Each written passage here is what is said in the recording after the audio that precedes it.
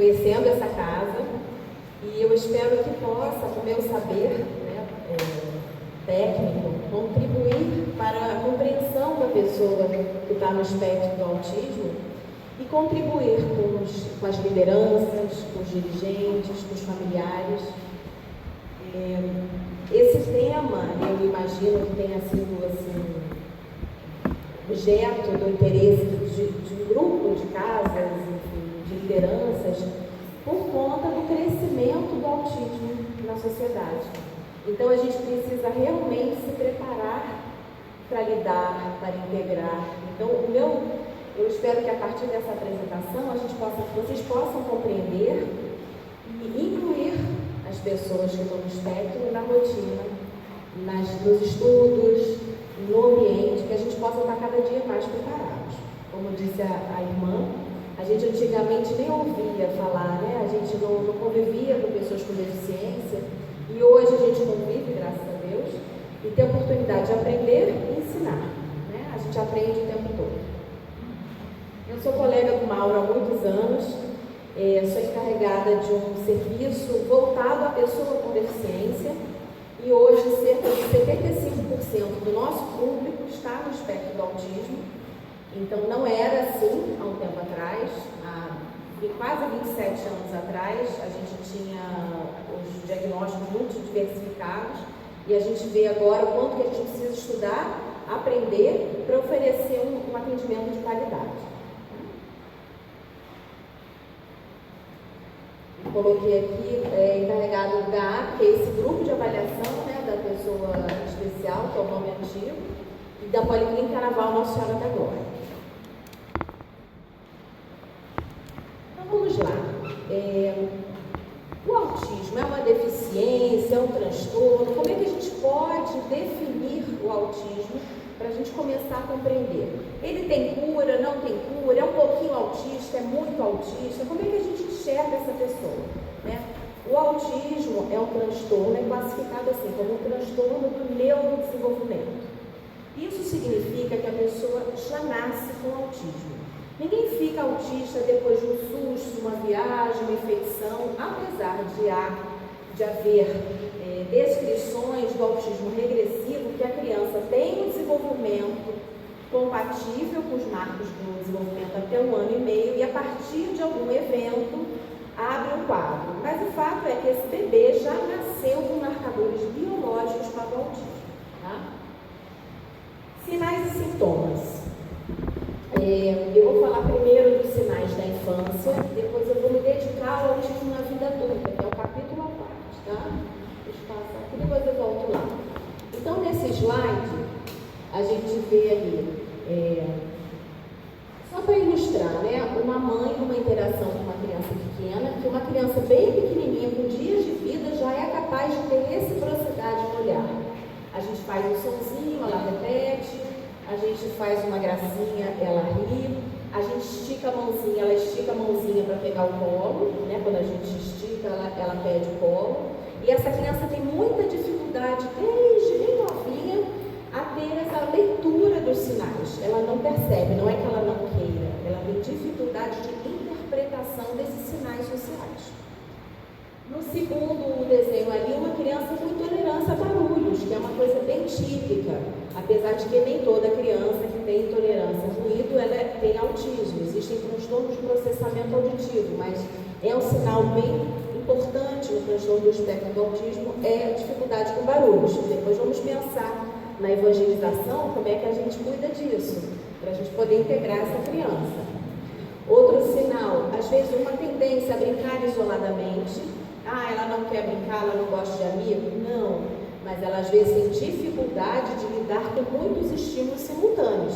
Se a gente pensar, quando a gente está falando, a gente tem ruído, a gente tem luz, a gente tem movimento, o colega mexe e ela se desorganiza. Quando ela vai para o chão, ela deita no chão, que é uma coisa bem marcada na criança com autismo, ela está ali num momento de maior relaxamento, porque ela não precisa dar conta até de se manter sentada. E uma das alterações pode ser postural, por isso que eles fazem ponta de pés, balançam a mãozinha, tem a ver também com essa noção do corpo no espaço.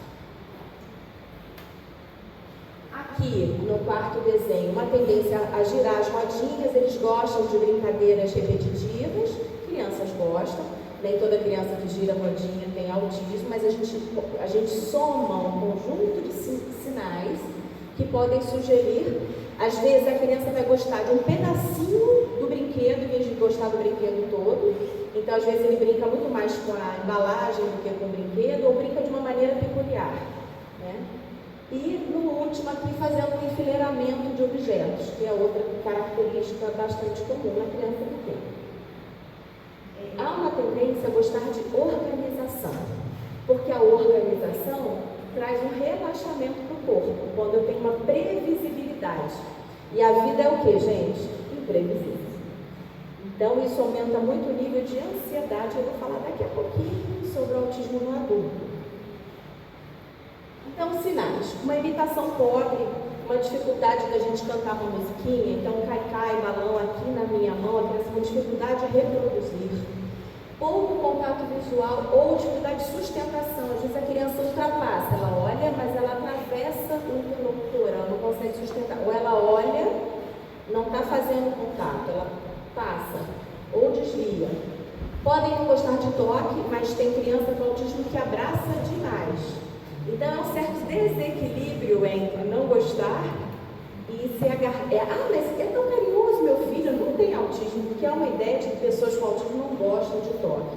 A dificuldade do toque é porque eles podem ter alteração sensorial. Então, quando o outro vem e me abraça, eu posso ficar desconfortável com o abraço, que pode ser apertado demais, quente demais, suado demais. Eles têm tendência a ter uma sensação exacerbada, essas sensações sensoriais. Então, aquela coisa que a gente arranha os giz na louça, a pessoa, que agonia. Ou então pisar em pedrinha, eles ficam muito nervosos, grama, então podem ter dificuldade com todas essas texturas, tá? Ou então, uma sensibilidade para menos, então coloca tudo na boca. Então, como tem para menos, coloca objeto na boca, clips, grampo, chinelo na boca, porque também, como tem uma sensibilidade para menor, eles ficam se autoestimulando ou fazendo movimento, que é para dizer para o cérebro: ei, acorda, tá? Pouco responsivo ao ambiente, não atender quando chamado. Parece surdo, mas não é, porque quando escuta um barulhinho do desenho que ele prefere, ele sai correndo. Então é pouca responsabilidade, é como se ele não integrasse muito bem aquele chamado, e realmente só atenta para quando for alguma coisa de interesse próprio. Aí parece que não deve de atenção, ou parece surdez, mas é claro que toda criança com suspeita de autismo, a gente pede também uma avaliação auditiva. A ausência de atenção compartilhada. Quando eu compartilho, eu digo assim: olha o meu sapato da Barbie. Eu estou compartilhando. Mamãe, olha, meu anel novo. Ou então digo assim: olha lá, o cachorro. Eu estou compartilhando interesses. Tem dificuldade tanto de apontar, quanto quando eu aponto, de seguir o apontar. Então, a gente pensa assim: essa criança, quantas pistas ela perdeu ao longo da vida, porque ela não acompanhou, né? A gente o tempo todo vai falando: olha o ônibus, o cachorro, olha aquele menino, pega. Essa criança vai perdendo. Então ela pode parecer até uma criança menos inteligente do que ela é, porque ela está perdendo pistas sociais do ambiente. Brincar sozinho deitado, brincar de forma repetitiva, por essa necessidade de constância, né? Pode não apresentar fala funcional. A dificuldade de fala é uma das coisas mais impactantes, né? Porque eu sou fonoaudióloga, então, assim, gera muita ansiedade. A gente quer, né, o filho falando, o nosso sobrinho falando, e às vezes há uma alteração realmente nesse fluxo de fala. E eu digo assim: a gente caminha, mas a fala, às vezes a fono ali tem muita dificuldade de poder ter uma fala funcional. E aí, fala funcional, é importante esclarecer que às vezes a criança repete falas de desenho animado. Então repete aquele trecho do filme, sabe qual é a história de trás para frente, de frente para trás, mas tem dificuldade de falar assim: mamãe, estou com dor de barriga. Papai, me dá um pouquinho mais de água. Essa é a fala funcional. Então eles costumam ter, tudo é costuma, né? A gente não pode afirmar para tudo, ter uma boa memória. Então eles conseguem decorar. Tem crianças que aprendem a ler com 2, 3 anos de idade. Eles Eles têm uma tendência a gostar de letras, números e uma memória visoespacial muito boa.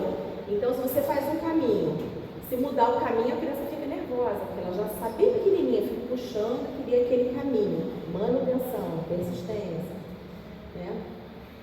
E às vezes a gente vai trabalhar, não vai conseguir uma fala funcional, mas vai trabalhar para conseguir aumentar a interação social e a expressão. Então, às vezes, obedecer um comando, quando eu falo assim, coloca lá o seu copinho na mesa, essa criança coloca, a gente já entende que é um grande avanço. Compreender os comandos, executar ordens, tá? Ecolalia, que é a repetição. Então eu falo assim, qual é o seu nome? Ele fala, seu nome. Não, qual é o seu nome? Seu nome. É assim, essa ecolalia é outra característica, a partir de... Porque é normal na ecolalia com 1 ano e meio até 2 anos. Depois continuar com a ecolalia, enfileirar objetos, girar rodinha, inflexibilidade, rigidez cognitiva, que é onde pega naquela criança inteligente. Ela está avançando na escola, ela aprendeu a ler, ela sabe escrever, ela está indo bem nas disciplinas. Mas quando o amigo fala assim, não, o trabalho de grupo não vai ser desse jeito, vai ser desse jeito, reage muito mal, pela rigidez cognitiva. Então, muita dificuldade de aceitar mudanças. Outra coisa, para trazer já, fazendo link com as casas, né, de evangelização, as casas espíritas, a gente trabalhar com essa questão da previsibilidade. Então, dizer, olha, talvez é possível que mude, a gente vai fazer desse jeito por causa disso, porque isso diminui a angústia e a ansiedade da pessoa, tá? Rigidez de comportamento, o brincar simbólico ruim ou ausente, que é aquela brincadeira que eu pego uma escova de cabelo, finjo que é um microfone, ou eu pego um brinquedo, finjo que é um celular, e esse é o brincar simbólico, tá? Flapping, que é esse movimento, podem ter estereotipias vocais, fazer bruxismo, estalidos com a língua, sorrisos imotivados. Então você fala assim, nossa, mas é alegre, você vê que não tem muito propósito, aquele sorriso está um pouco descontextualizado, né? E regressão da fala, algumas crianças que já falavam palavrinhas soltas, já obedeciam comandos e de repente, às vezes foi uma internação hospitalar, uma viagem, mudança de residência, a criança deixou de falar. Nesse ponto, alguma dúvida sobre os sinais? É muito difícil. Dificílimo. Difícil lidar, reconhecer, o que é difícil? Eu acho que é difícil reconhecer e lidar. Porque, pelo que você falou, pode acontecer de ser... Usa o microfone. Pelo que você falou, pode acontecer de a gente reparar alguns desses itens e não ter nada a ver com o autismo. Então, eu acho... Quando saber que é ou não é? Exatamente. Vou falar sobre isso. Quando saber que é ou que não é? Espero ela. Quando a gente junta maior quantidade de prejuízos a partir daí. Uma criança que roda rodinha, mas interage muito bem, está sem dificuldade de alimentação. A alimentação é uma grande dificuldade que não está nesses sinais. São seletivas, né? Seletivas, dificuldades por causa da rigidez de comportamento ou pelas alterações sensoriais. Quando a criança tem essa dificuldade, mas ela interage bem, se comunica bem, sem problema, ela não está tendo impacto na vida dela. Então a gente considera quando tem mais de 2 sinais, né, juntos e gerando um impacto na rotina familiar, na socialização dela. Então, às vezes a criança tem sinais sutis, a gente aguarda um pouquinho a evolução da idade para ver como que ela vai se organizar a partir daí. E trabalha em cima da estimulação precoce, ou da estimulação, ou tratamento, para que a gente possa aumentar essas redes neurais e desenvolver essa comunicação, essa interação.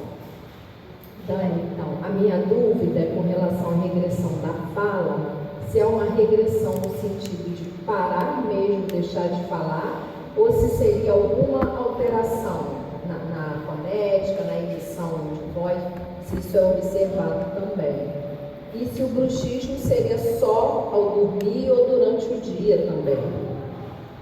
Bom, o bruxismo pode ser ao longo do dia, tem criança que a gente fala de movimentos de autorregulação, então é como se eu sacudisse a perna O bruxismo pode ser um movimento de autorregulação para ela se organizar corporalmente, e pode ser à noite, mas é principalmente de dia, o bruxismo mais ligado ao autismo. E regressão na fala, sim, a criança que já cantava uma musiquinha, já falava 10, 15 palavrinhas e deixa de falar, fica muda, tá? Agora, tem um aspecto da prosódia que eu não falei aqui, porque o assunto é muito extenso, né? Eu fiquei pensando assim, o que eu posso trazer para contribuir, para não ficar tão longo o conteúdo. Uma alteração de prosódia é muito comum nas crianças com autismo, que é falar assim, oi, tudo bem?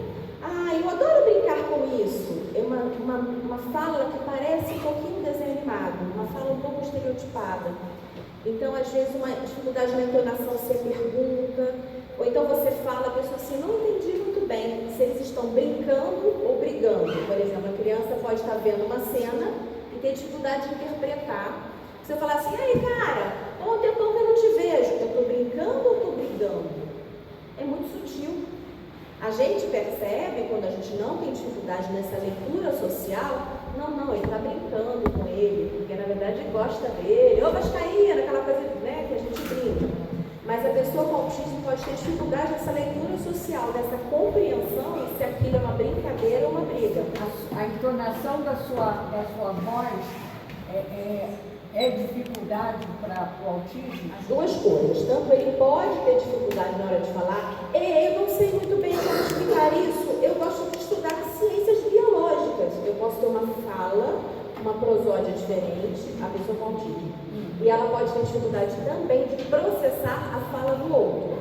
Então, na hora que ela ouve, ela não sabe muito bem se aquilo é uma brincadeira, se é um pito, se alguém está brigando com ela. Então, às vezes você fala assim, eu estou brincando.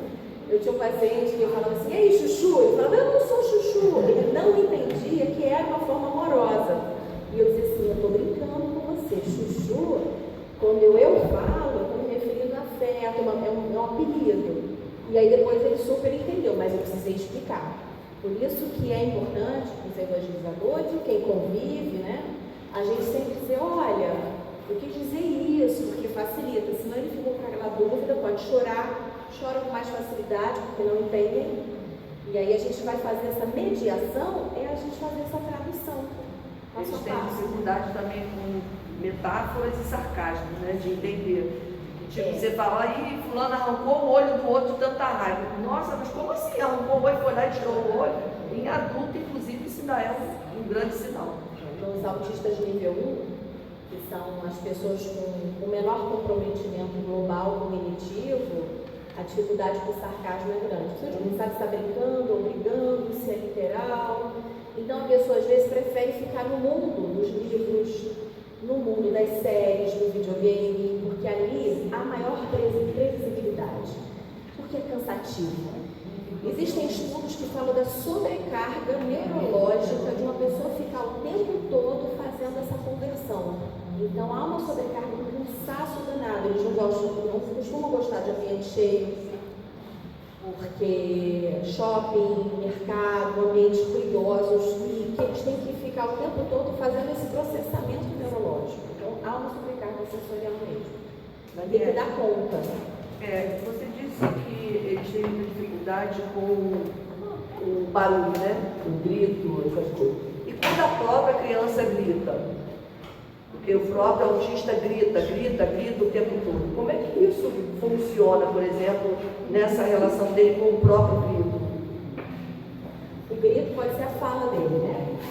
Como as crianças, principalmente o autismo nível 2 e 3, eles têm dificuldade de comunicação, eles usam o grito como uma expressão.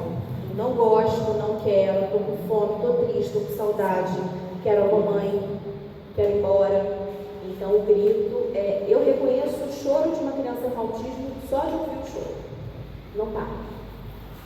É um choro que eu digo assim, meu Deus, perdeu o caminho. Porque a criança chora e volta, né? A gente se acalenta, há uma tendência, a criança perde o caminho e ela desregula tanto que ela às vezes não consegue voltar para o equilíbrio ali emocional, sabe? É um choro diferente. A gente percebe, claro que nem todos, nem ninguém. A gente tem sempre que ir colocando, ouvindo com atenção, porque essa avaliação é uma avaliação feita em equipe, o diagnóstico diagnóstico é feito por vários profissionais para a gente chegar e fechar, mas é bem comum isso, um choro persistente, bem desconfortável. As famosas birras que as pessoas julgam que é birra, uma criança jogada no chão gritando e fazendo um escândalo, por exemplo. A birra é muito difícil de avaliar. Uma birra, quando eu estou no mercado e vejo uma criança chorando, não tem como eu contextualizar sem saber do histórico, né? Mas tem criança que faz birra porque não tem a sua vontade atendida, e tem criança que realmente não entende que é hora de sair da piscina de bolinha, que é a hora de sair da piscina. Eu uso um timer com as crianças. É uma coisa para evangelização boa, usar um timer para eles terem uma noção de tempo. Porque como eles gostam de previsibilidade, eles são ótimos funcionários, né? O autista funcional, ele costuma ser um bom empregado funcionário porque ele cumpre. Então, tudo que tem previsibilidade, ok. Então, se eu falar, olha, mais 15 minutinhos, ele não sabe. Aí eu coloco um timer, eu tenho um aplicativo no celular e eu mostro.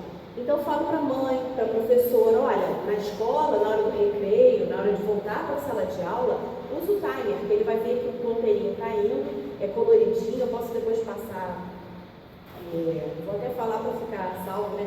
É Children Countdown Timer. É um aplicativo gratuito que marca o tempo e a pessoa pode ajudar a criança a se regular, compreendendo que vai terminar. Às vezes eu uso um timer para escovar os dentes, eles não gostam, então bota 1 minuto, porque aí vai lá, ele fica olhando aquele desenho, ele aguenta escovar, porque normalmente tem sensibilidade na boca, e aí escovar é muito violento para eles, né, por conta da sensibilidade. Você falou com relação aos profissionais envolvidos, né? Para a gente diagnosticar ou até indicar para um pai ou uma mãe, quais seriam esses profissionais? Olha, normalmente de 0 a 2 anos é o pediatra que vai identificar, porque existe uma escala chamada MCHAT, que é obrigatória que os pediatras apliquem nos bebês, né, até 18 meses, que são sinais de possível, de risco para o autismo. Depois, enfim, não é depois de 2 anos. Então, normalmente o pediatra para a criança pequena é o que identifica. A partir daí pode ser um neurologista ou um psiquiatra, ou o médico da família, porque aí depende da comunidade, da cidade, enfim, depende do que a comunidade tem de recursos, né? Mas ou um neurologista ou um psiquiatra infantil costumam ser as pessoas que fecham o diagnóstico, tá? Depende da experiência do profissional, né? Diga. Você disse que as crianças que já nascem né, essa exposição genética, né, elas podem não desenvolver, existem pesquisas que falem. Você entendeu? Você disse que as crianças já nascem com essa exposição genética, né? Existe alguma pesquisa que fale que ela pode não desenvolver para se tornar uma criança equivalente normal, né? Entre aspas, né? Se ela poderia não abrir o quadro de autismo. Não abrir, não demonstrar nada, viver normalmente, assim, sem esse tipo de transtorno, né? A gente fala assim, o autismo não tem cura, ele tem tratamento. Então, o autismo ele tem tratamento. Então a gente pode ter uma criança oriunda de uma família de pais com autismo, ou ter um irmão com autismo, então ele tem uma chance bastante aumentada de desenvolver, mas que quando precoce, a família já está com red flags, as bandeiras vermelhas, né, com os marcadores, ou sinais de risco amarelos, né, que são bandeiras, olha, esse contato visual não está muito bom, pode melhorar, é trabalhar precocemente, com estimulação motora, com fonoterapia, para que a gente tenha um desenvolvimento bastante, porque a gente não usa normal ou não normal, neurotípico, enfim, a terminologia é enorme, mas uma pessoa que seja funcional e feliz. Eu falo sempre assim, o que a gente quer para os nossos filhos? O que a gente quer para os nossos irmãos? A gente quer que eles sejam felizes e que possam ter o maior nível de autonomia possível. Então, é trabalhar para que essa autonomia aconteça. Tanto é que o nível 1 de autismo seriam as pessoas com autismo leve. Então, pessoas que conseguem trabalhar, que conseguem fazer uma faculdade, se for interesse, né? Porque não é obrigatório fazer faculdade. Enfim, ter um relacionamento amoroso, pode ser a que mais sofre em relação ao nível 2, que é mais difícil para a família, talvez, lidar com o filho nível 2, que seria já um autismo moderado, com maior comprometimento intelectual, de comportamento, porém, essa pessoa não tem tanta consciência da sua condição. Então, pode ser menos sofrido ter um filho com autismo nível 2 do que nível 1. Eu sei que é super polêmico esse assunto, mas eu quero trazer, assim, algumas reflexões, porque a pessoa fala assim, é autismo leve, que não se usa mais, né, agora é nível 1, autismo leve pode ser mais complexo do que o autismo moderado. Por conta da ansiedade, da pessoa ter percepção das suas dificuldades, porque a sociedade espera muito daquele indivíduo, ele não corresponde. Se for menina, então, vou falar de menina, porque eu já estou com spoiler, mas mais à frente eu vou falar, sofre mais ainda, porque os sinais são mais sutis. Então, tudo é muito relativo. E o que eu vejo depois de tantos anos trabalhando com as famílias, com as crianças, adultos, a aceitação familiar é o maior pilar para o desenvolvimento daquela pessoa no sentido de uma vida feliz e integrada. Quando a família não aceita, está com muita dificuldade, a tendência é que seja mais difícil para esse indivíduo se desenvolver. E eu vou falar sobre tudo na família. Então, o que eu vejo é que quando a família aceita bem, compreende bem, não quer dizer aceitar, isso é tranquilo, não, aceita, compreende, busca ajuda, terapias, insere, leva para o convívio social, melhor tende a ser o desenvolvimento daquele indivíduo. Como qualquer diferença, né? Se a família não abraçar... Não adianta, né? O melhor tratamento, o melhor médico, pagamos uma fortuna na consulta, se a família tiver dificuldade de aceitar, a coisa não evolui. Eu quero falar um pouco sobre prevalência, porque agora, mas agora é moda falar de autismo, o que está acontecendo? Então, a gente há 20 anos atrás, a gente tinha uma prevalência de 1 para 100.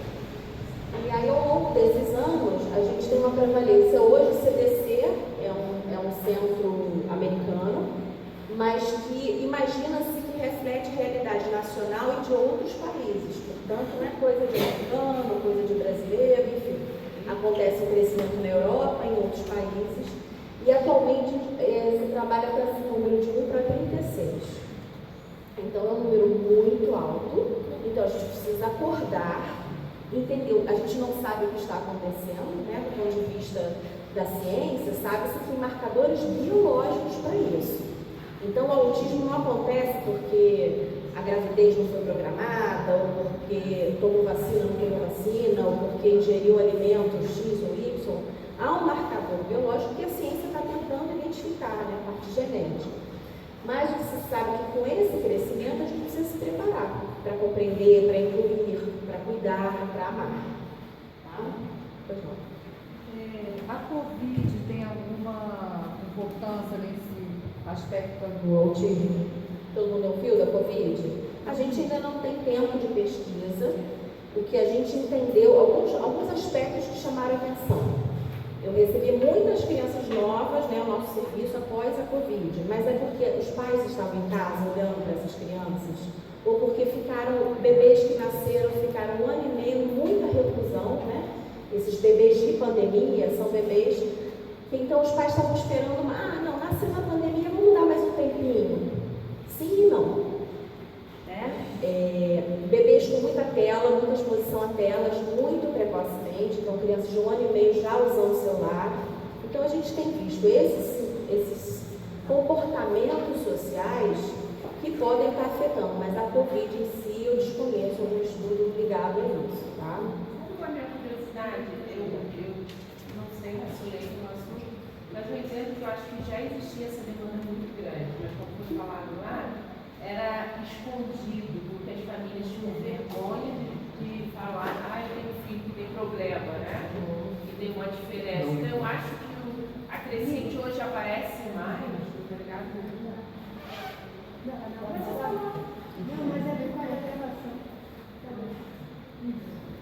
Eu acho que hoje a crescente está muito grande porque se expõe muito. As famílias hoje não têm mais vergonha, buscam, né, querem inserir as crianças, né, e Então, acho que aumentou essa visibilidade, chamou a atenção da ciência, dos estudadores, de todos que estudam a área, mas eu acho que essa demanda sempre existiu, né? Só que, desculpa a expressão, mas eles falam assim, tem um filho retardável, né? Eles falam dessa forma. Eu não sei porque eu não sou estudante dessa área, mas é o que eu consigo perceber. Ela está falando sobre a discriminação e desconhecimento das próprias famílias e da ciência, né, dos professores, médicos, sobre o assunto. A minha percepção, assim, tem um crescimento de diagnósticos. Quando a gente incluiu o autismo nível 1, muitos adultos funcionais que trabalham com a gente, que casam com a gente, que namoram, hoje estão recebendo diagnóstico. Então, essas pessoas fazem elevar a estatística. Primeira coisa, incluir autistas funcionais de nível 1 nessa estatística. E segundo, mas assim, ainda assim eu tenho uma percepção de crescimento. Em paralelo também, porque como eu trabalho no serviço com uma população fechada, é um grupo fechado, eu vejo dentro dessa população também um crescimento de crianças até bastante comprometidas. Crianças que não fazem nenhum contato visual, que andam em ponta de pés, que não interagem, não respondem. Não é criança de autismo nível 1, provavelmente não sei, ainda são pequenas. A gente vai definir mais pra frente. Mas então, não se sabe, né, o porquê eles são menos casos, cientificamente. Não se sabe exatamente o porquê dessa alteração. Essa alteração genética, né?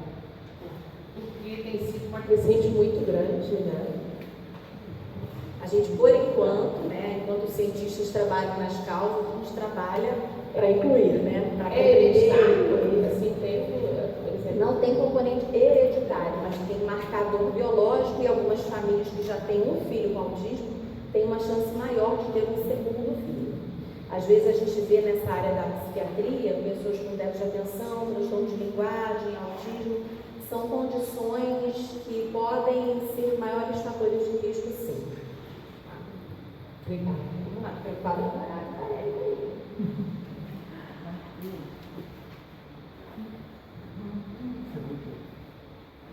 Deixa eu só ver.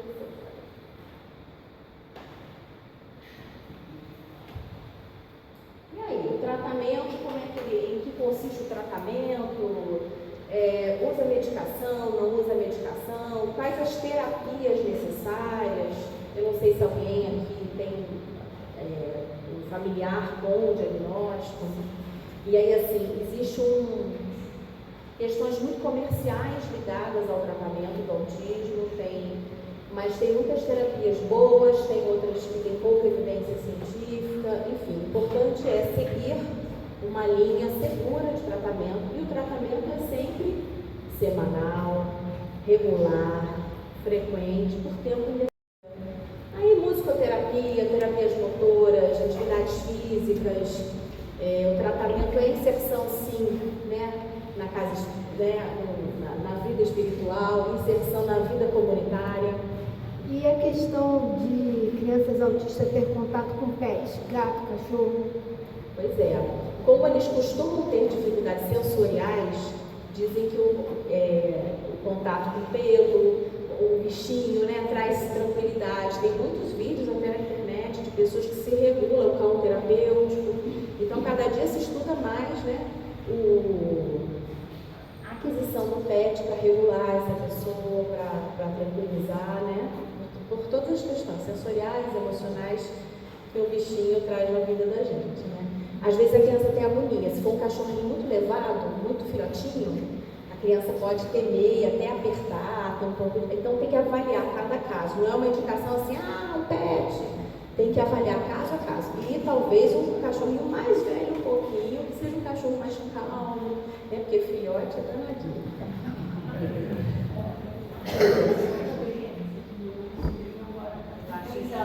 Vamos esperar o microfone? Meu sobrinho tem 3 aninhos, vai fazer 4 aninhos no mês que vem. A gente, esse ano, tem 2 meses que a gente conseguiu fechar o diagnóstico. A neuropediatra fechou, né? Incluiu ele grau 1 e 2, /2, porque ele tem a fala, ele às vezes ele consegue repetir, mas ele não consegue se expressar nem assiste, faz assiste o desenhozinho dele, faz todas aquelas expressões, mas ele, na dicção, falar, não. E quanto ao pet, a gente tem um filhotinho agora e ele tem um pastor em casa. A Lili era com pelinho, agora faz terapias, com as coisas, pena, determinado alimento gelatinoso, nada disso. E desde bebê a gente percebia, porque ele tem uma irmãzinha de 8 anos. E nesse período ele não fazia essas estimulações, interações. Ele já não olhava, ele desde um aninho não batia palma. Ele veio cantar aniversário ontem, que foi o aniversário do pai dele. Ele bateu o palmazinho e cantou parabéns com a gente. Entendeu? Então, são essas coisas. E o diagnóstico demorou, por a gente não encontrar profissionais das diversas terapias, nem neuro, entendeu? E demorou bastante. Agora que ele começou com uma psicopedagoga e vai começar as outras terapias, a fonoaudióloga, porque é uma grande dificuldade também nossa com relação aos profissionais. Com certeza. Você falou um assunto importante que eu não havia comentado. O tratamento independe do diagnóstico. Não precisa esperar fechar o diagnóstico para começar a fazer uma terapia fonoaudiológica, uma psicológica. Às vezes a questão é o plano de saúde, é o convênio, ou no SUS, a gente sabe que o acesso é difícil, né, para encaminhar uma criança, um adolescente ou adulto, né, porque estamos fechando cada dia mais o diagnóstico de autismo na vida adulta. E todos têm direito e merecem um tratamento se for o apoio para essa pessoa e para essa família. Então, há uma desconfiança, não há uma certeza, começa a fonoterapia, começa uma atividade física regular, atividade com profissional habilitado. Por que eu falo de atividade física? Regula muito corporalmente, especialmente se for uma criança agitada, que é um sinal muito comum, a agitação corporal. Então essas atividades já vão ajudar a pessoa nessa área, nesse momento tão importante que é a infância. Esse cérebro tem muito mais chances de se organizar a partir de um tratamento adequado que esperar o diagnóstico para começar as terapias, tá? E aí, autismo na vida adulta. Como no serviço onde eu trabalho, a gente tem um serviço que tem a unidade de psiquiatria lá dentro, a gente tem recebido adolescentes com pensamentos depressivos, sensação de ansiedade, agitação, angústia. Eu tenho dificuldade de aprender, eu não me concentro, eu tenho dificuldade de me relacionar, eu não tenho interesse de ter uma parceria amorosa. E esses adolescentes começam com alguns sinais, até ideação suicida, enfim, outros sinais preocupantes. E quando chegam no serviço e a gente faz uma pesquisa da história pregressa, a gente vê sinais para autismo. Então, por que seria importante fechar esse diagnóstico na vida adulta? Já está assim até agora, segue mais um pouco, é bom, não é bom, agora virou moda, tudo isso que a gente ouve. O que eu, observo e os pais relatam, os próprios pacientes relatam é assim, poxa, que alívio. Poxa, eu não sou preguiçosa. Poxa, meu marido parou de reclamar. Poxa, na escola agora eu entendo o que acontece comigo. E a pessoa também tem acesso a direitos, benefícios, que podem, não é benefícios, mas assim, direitos que vão apoiá-lo nessa inserção. Então, o diagnóstico sim traz vantagens, né? Claro, todo diagnóstico é uma rotulação, de certa forma, mas a gente é rotulado se é gordinho, se é magrinho, se está grisado, se deixou, né? A gente é rotulado o tempo todo. Então, assim, para as pessoas que recebem esse diagnóstico na vida adulta, tem sido uma libertação, tem sido um apoio. E a própria família se sente menos culpada. Poxa, eu achei que o problema fosse a minha separação. Poxa, eu achei que o problema é que eu paparico demais. Então, assim, a família está sempre numa cobrança muito grande de culpas, né?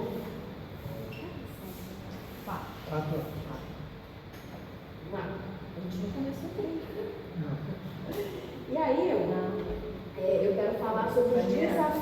da família. Mariana, uma curiosidade, que você voltou tratamento, medicação. Eu gostaria de ouvir se você tem alguma experiência, porque a gente ouve falar que para autismo não tem medicação a ser dada, né? Mas no meio do caminho, como você sempre fala, né, tem crianças e crianças, né? Então tem crianças, por exemplo, que tendem à agressividade, crianças que não conseguem dormir, crianças que são extremamente irritadiças.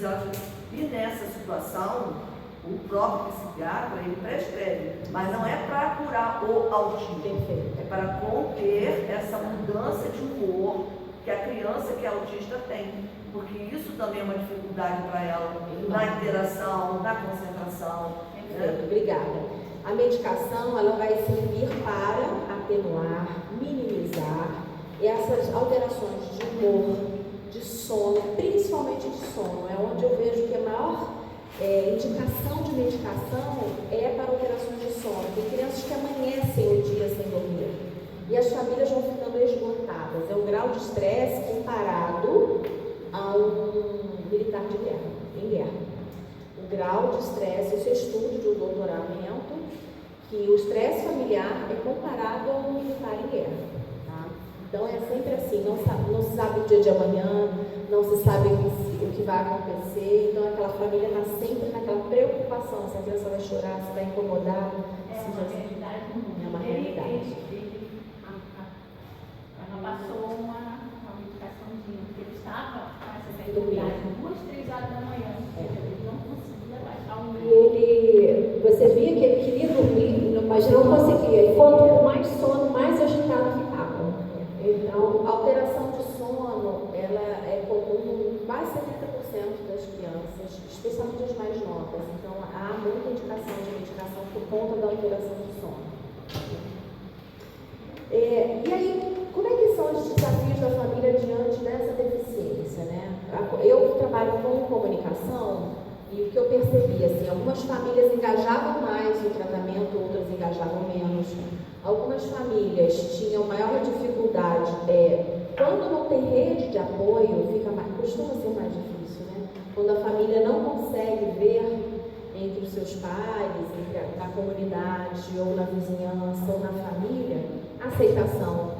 Ou vai ao médico que eu fico com a criança. As mães dizem assim, eu não tenho nem direito de morrer. Isso é muito sério. Eu não tenho direito de ir ao médico, eu não posso adoecer, porque quem vai ficar com o filho? E as pessoas, é mais difícil ficar com uma criança que não se alimenta bem. Como é que eu vou ficar com uma criança que só come no prato rosa, nugget frito? É um ritual. Tem criança que tem que vir da creche porque não come absolutamente nada na escola. E ela não pode ficar 8 horas na creche, ela fica 3, 4 horas e tem que voltar para casa. Então é mais difícil porque ela não dorme, ou porque ela grita demais, ela gosta do ambiente dela. Então é mais difícil a vovó ficar, a tia ficar, o padrinho ficar. Então essa rede às vezes fica enfraquecida. E o que às vezes a gente percebe é que a comunicação entre o próprio casal é dificultada. Um se preocupa com o outro, um não fala muito bem sobre seus medos, suas ansiedades. Então, quando um casal, junto com os outros filhos, não se comunicam bem, fica mais difícil para essa família lidar com tudo isso, né? Outra coisa que é muito importante, quando a pessoa não tem a rede de apoio ao tratamento. Então, assim, tá, beleza, eu entendi, eu aceitei, mas eu preciso tratar meu filho. Então, tem famílias que não têm. Eu recebo crianças, às vezes, com 8 anos de idade que nunca fizeram uma terapia, não tiveram acesso. Isso é realidade, né, do nosso país. E esse apoio espiritual, eu vejo muita diferença em famílias que têm uma rede, uma comunidade, e famílias que não têm. Então, como faz diferença esse pilar da espiritualidade? E aí, eu quero falar sobre as fases do luto. E a gente chama de luto toda vez que alguma coisa que a gente esperava não se concretizou e eu preciso, né, reorganizar minha mente diante daquilo. Assim como eu estou preparada para fazer uma grande viagem e não deu certo, eu estou casada e me separo. A gente vive pequenos lutos, além das perdas reais, materiais, né? Então, assim, no primeiro momento eu estava com minha vida muito tranquila e e aí acontece alguma coisa. E a primeira reação pode ser negação. Não é comigo não, bobagem, eu estou bem, está tudo bem. Às vezes chegam crianças grandes porque a família está na negação até hoje. E tem famílias que ficam na negação, tá, gente? Eu posso parar ali, não quer dizer que eu vá fazer o caminho todo, não. Eu posso parar em qualquer uma dessas etapas. Então, no primeiro momento, assim, às vezes o esposo fala para a mulher: para que vai gastar dinheiro, levar lá no tratamento? Besteira, não adianta nada. Você está vendo coisa onde não tem. Está vendo? Você pesquisa demais, você não devia estar pesquisando isso. Isso é coisa que sua mãe falou, não tem nada a ver. Então, são atitudes de negação. Depois, o segundo momento seria a raiva, né? Não é justo porque eu colocar a culpa em alguém, se autoculpar, se autopunir. O terceiro estágio é a depressão. Me odeio, nunca será como antigamente, o mundo perdeu a cor. É aquele momento que a pessoa está mais no fundo do poço, não gosto de chamar assim, mas assim, seria um momento de maior vulnerabilidade, né? Mas talvez seja um momento em que a pessoa aceite ajuda, quando ela está nesse momento da depressão. Porque quanto à negação, a gente não ajuda. Muito difícil ajudar. Então, depois desse momento da depressão, não vou dar conta, não vou conseguir dar conta, é muito pesado para eu dar conta.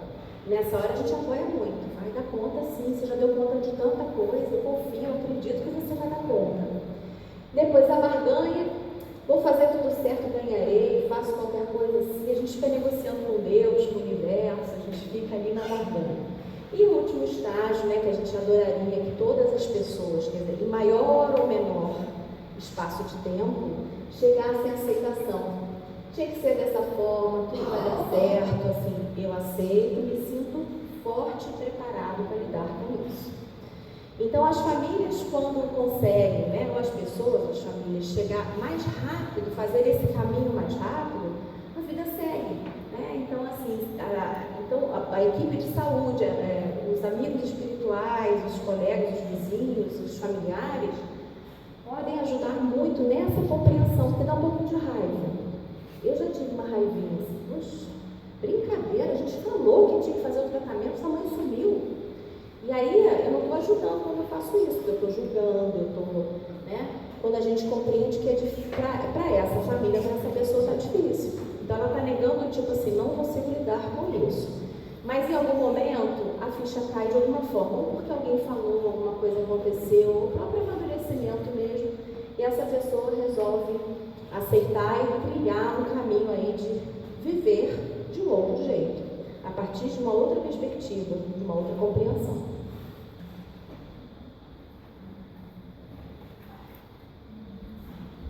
E aí, como incluir a pessoa com autismo nos ambientes coletivos? Aí não vou me estender muito, teremos a Érica.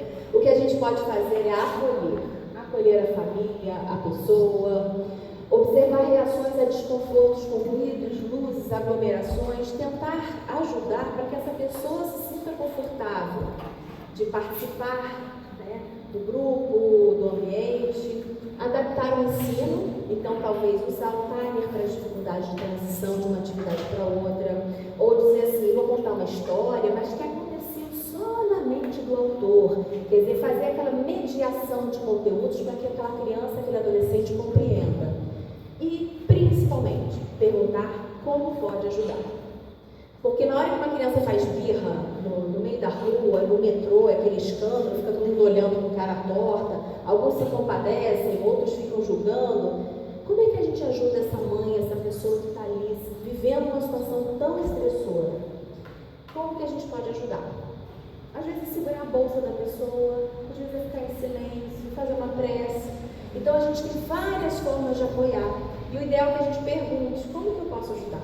Porque a gente dá muito pitaco. Dá um chazinho, é isso, e não sei o quê. Mas na verdade, aquela pessoa que está lidando já sabe o que desencadeou aquilo, se isso é recorrente, se a criança está com uma dorzinha, porque a criança também tem dor de barriga, dor de cabeça, febre, né?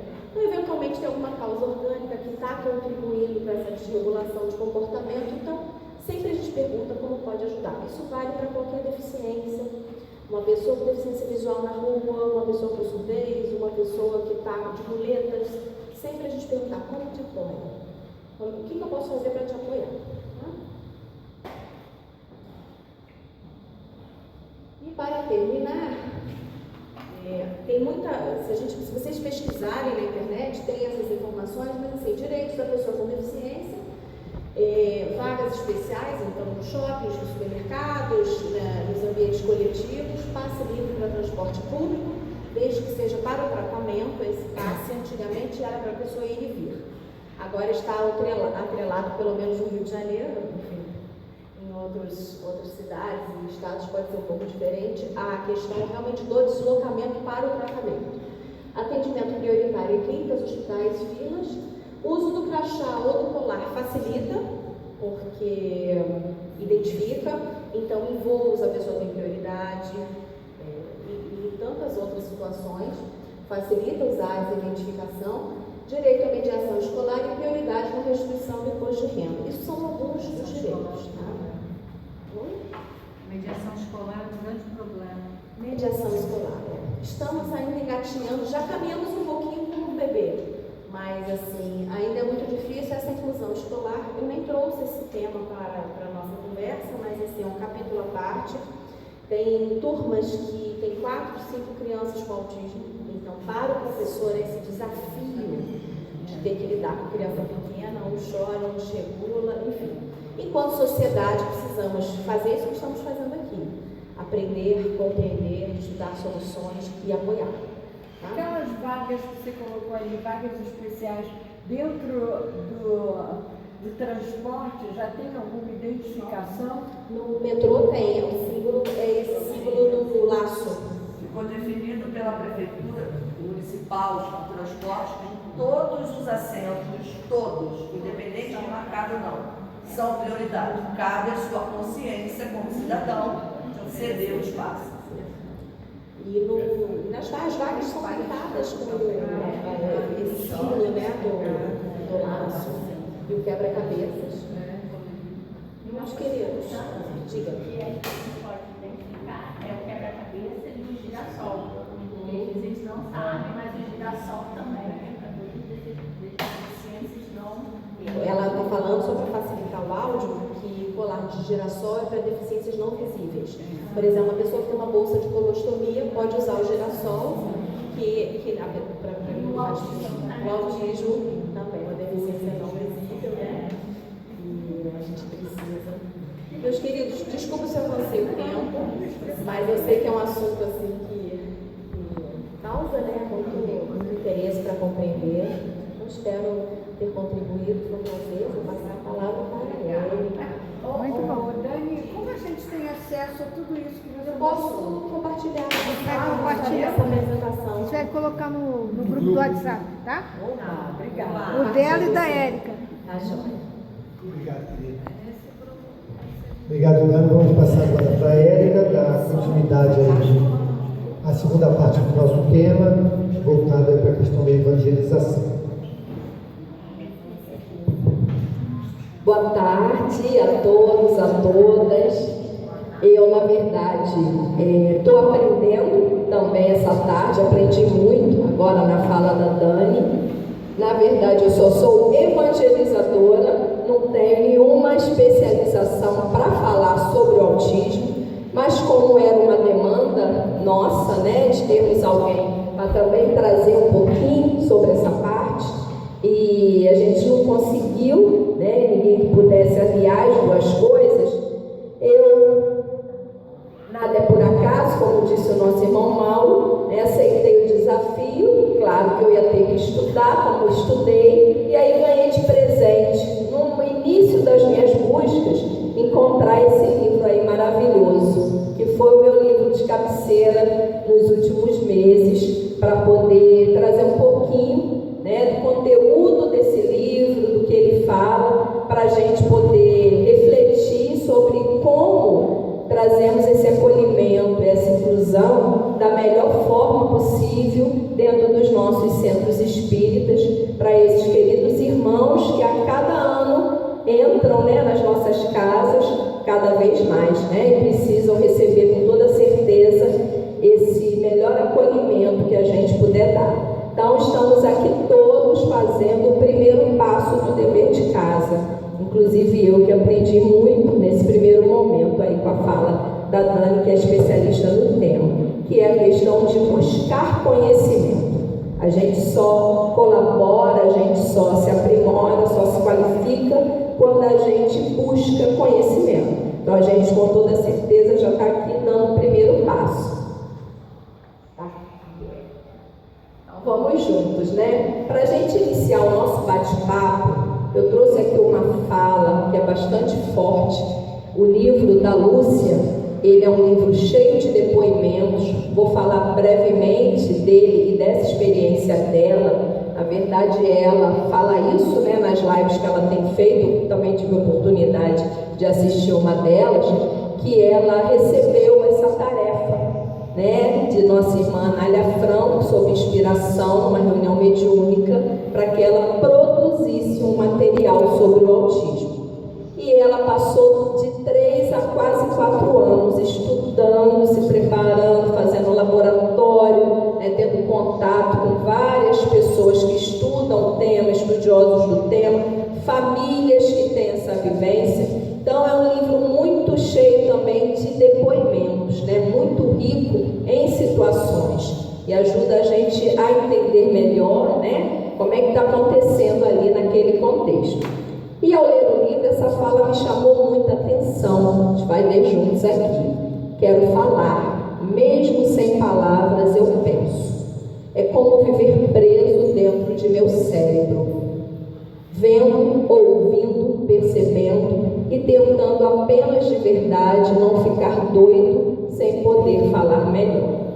Então esse é um trecho da fala desse menino, né, Fernando Murilo Bonato, 14 anos, que é um autista não verbal, ele não fala, daí o anseio dele por falar, mas que conseguiu estabelecer com a mãe uma técnica deles para poder fazer essa comunicação, né? Então eles têm um código e a mãe acaba traduzindo o que ele consegue estabelecer enquanto código com a mãe, né? Então é muito forte para a gente começar a nossa reflexão, mas acho que dentro disso aí a gente traz uma primeira pergunta: quem é esse nosso irmão que se enquadra no transtorno do espectro do autismo, na visão espírita? Agora é esse o nosso momento. Quem é ele, pessoal?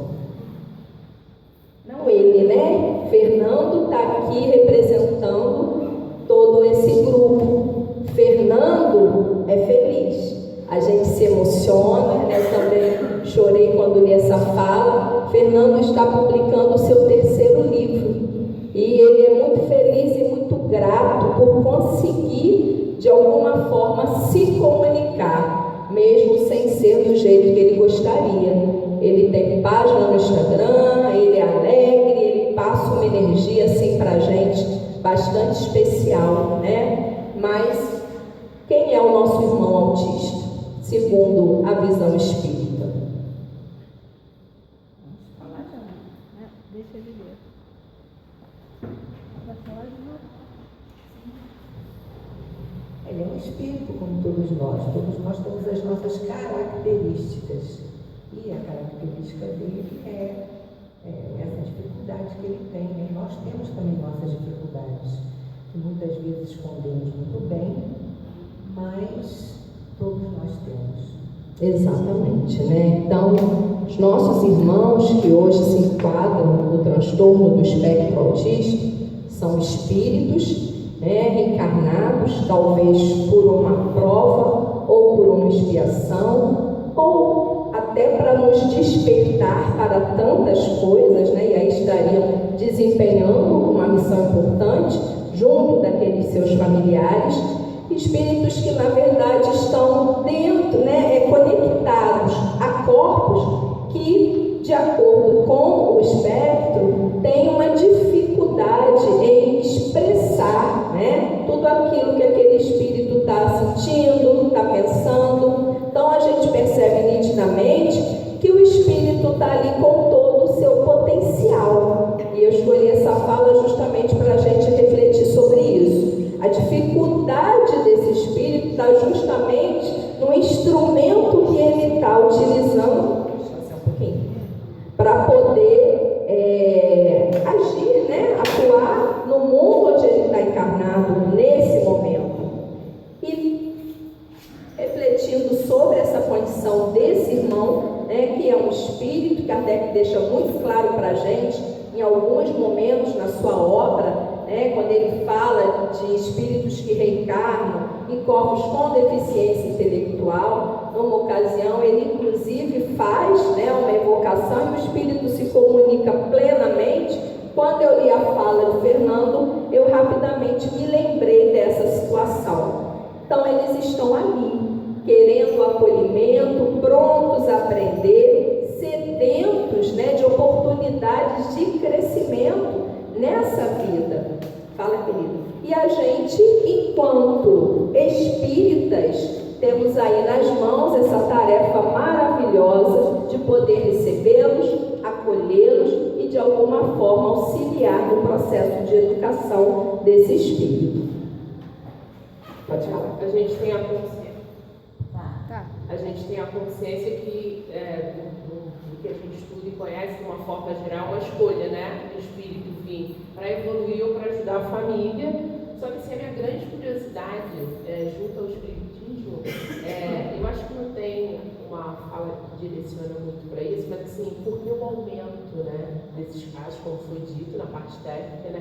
O que a espiritualidade fala sobre isso, né, desse aumento? A gente sabe que todas as nossas dificuldades são escolhas nossas para que a gente possa evoluir e ajudar os que estão à nossa volta. Mas qual é a visão da espiritualidade nesse momento do aumento do autismo, né, na nossa sociedade, né? Então, eu também fui buscar alguma coisa nesse sentido e vou te falar que o que eu li, eu não achei que trazia resposta, né? Achei coisas muito fantasiosas e assumi que não eram autores confiáveis, e aqueles que a gente confia, na verdade, não tem uma resposta. A gente não tem ainda uma resposta concreta sobre isso, não sei se vai ter, né? A Lúcia deixa bem claro no livro dela que para nós é mais importante a gente saber que eles estão aqui, né? Qual é a causa do que está acontecendo? O que na verdade está na raiz do autismo? Para a gente no momento, né, ainda não foi ali esclarecido, porque talvez para nós a tarefa importante é justamente aprender a convivência. A gente está aqui achando que ensina, mas na verdade quem convive aprende demais também. Então é um aprendizado de mão dupla, né, Mauro? Só para reflexão básica, que nem sempre tudo nós escolhemos, né? Muitas das vezes são vivências que nós teremos que participar, não necessariamente um objeto de escolha. Então esse momento, né, que nós estamos vendo aí, essa maior percepção do espectro autista, ele se deve talvez nem tanto por tantas encarnações com essa síndrome, mas por uma maior observação nossa hoje desse comportamento, dessa deficiência, como todos nós vimos no primeiro momento, que era algo meio desconhecido ou até escondido e que hoje está mais evidenciado. Então, a gente costuma dizer que na espiritualidade não existe receita de bolo, né? Então, a gente às vezes está ali diante de coisas muito personalísticas que a gente acaba tentando até para compreensão achar um motivo comum, que na verdade ele não existe.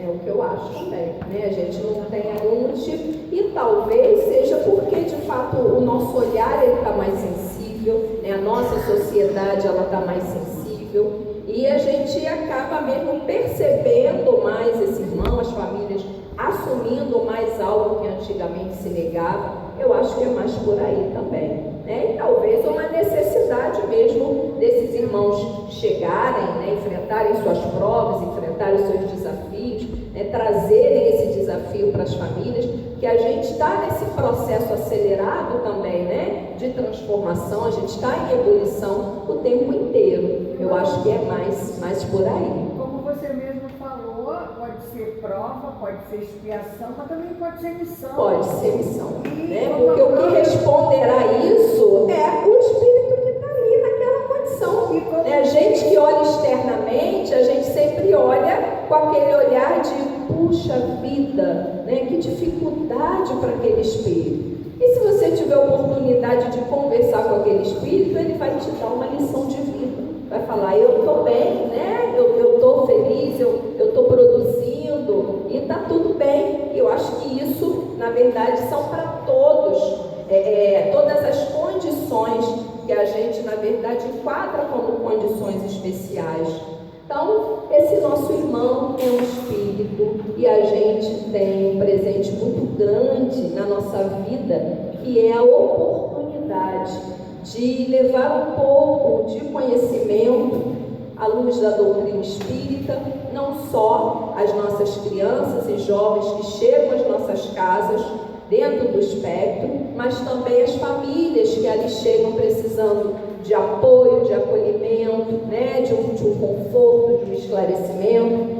Então, mais do que nunca, a gente destaca a necessidade e a importância da inclusão.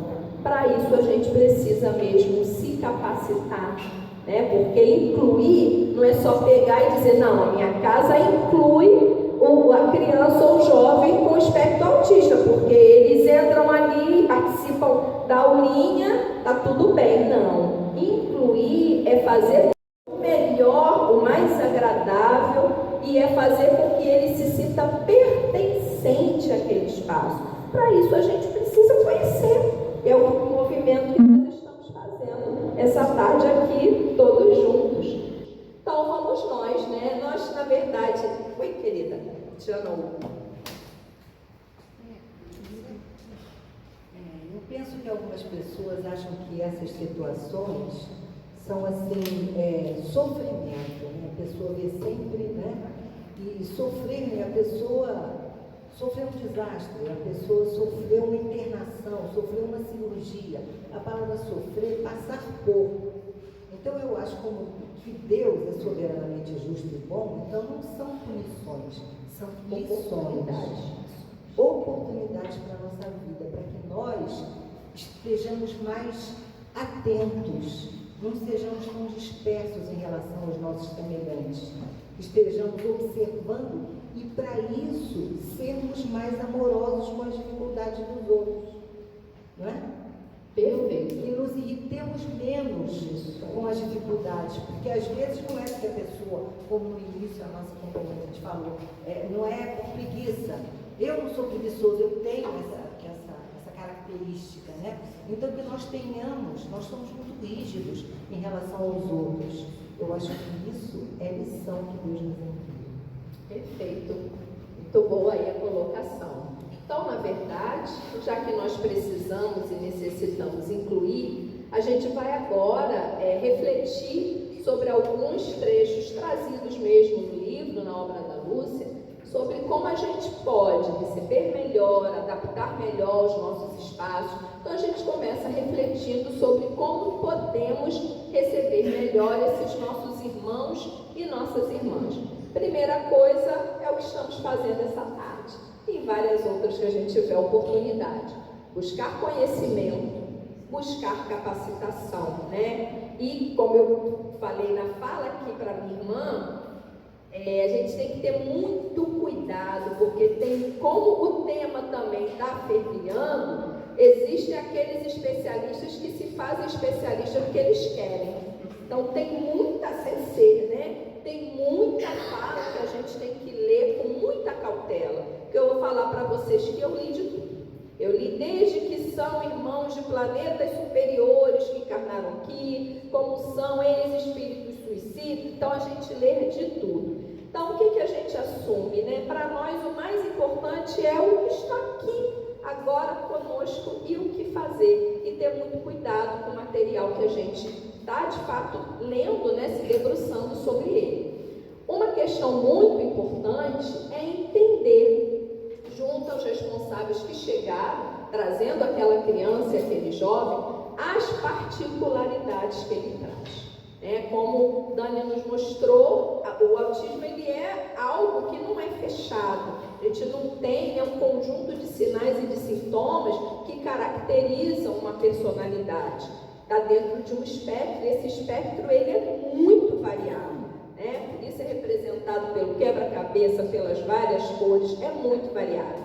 Então, se a gente quer acolher da melhor forma possível, a gente tem que conhecer as particularidades daquela criança e daquele jovem. O que deixa ele mais confortável, o que fazer quando ele se desorganiza.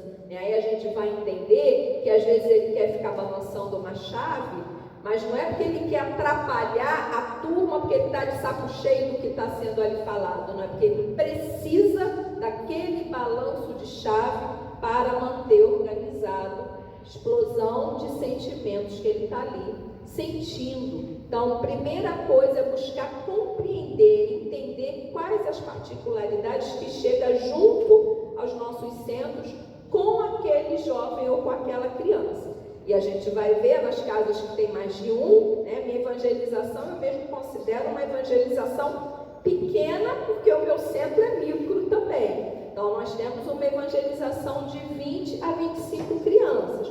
Nós temos 5 crianças dentro do espectro autista. Então, olha se a gente fosse fazer essa proporção, né? E para nós, desafio maior, porque o meu centro, ele assiste crianças de comunidade. Só um deles é filho de trabalhador.